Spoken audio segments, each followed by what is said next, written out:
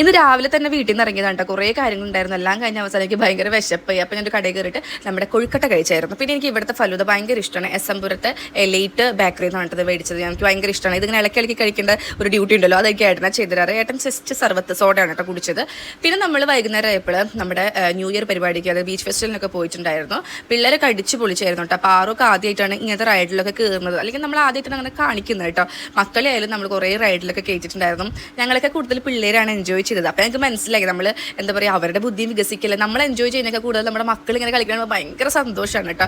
അവരടിച്ച് പൊളിച്ച് തിമിർത്തു തന്നെ പറയാം. നമ്മൾ പിന്നെ ഒരു 12:30 നേരമായി തിരിച്ച് വീട്ടിലേക്ക് എത്തിയപ്പോൾ പുതിയൊരു വർഷം ആരംഭിക്കുകയാണ്. എല്ലാവർക്കും ഹാപ്പി ന്യൂ ഇയർ. പിന്നെ ഞാനൊരു ഡ്രസ്സ് എങ്ങനെയുണ്ട് ഗൈസ്? നമ്മളോട് ഒരുപാട് പേര് കമൻറ്റ് ചെയ്യുന്നുണ്ട്. ഇപ്പോൾ നിങ്ങൾക്ക് ഫ്ലിപ്കാർട്ട് പെയ്ഡ് പ്രൊമോഷൻ തരുന്നതാണോ ഫ്രീക്ക് തരുന്നതാണോ? അങ്ങനെയൊന്നും അല്ല കേട്ടോ. നമ്മൾ പൈസ കൊടുത്ത് മേടിക്കുന്ന ഡ്രസ്സാണ്. നിങ്ങൾക്ക് ഇഷ്ടപ്പെട്ട മേടിക്കുക. നല്ല ക്വാളിറ്റി ഉണ്ട്. അപ്പോൾ ലെഫ്റ്റ് സൈഡിൽ ഞാൻ ടാഗ് കൊടുക്കാൻ പറ്റുന്നില്ല. അതുകൊണ്ട് ലെഫ്റ്റ് സൈഡിലുള്ള ഫ്ലിപ്കാർട്ടിൽ കയറിയിട്ട് കമൻറ്റ് ബോക്സിൽ പിൻ ചെയ്തിരിക്കുന്ന പോലെ നിങ്ങൾ ടൈപ്പ് ചെയ്തെടുത്ത് ഈ ഡ്രസ്സ് നിങ്ങൾക്ക് കിട്ടും കേട്ടോ.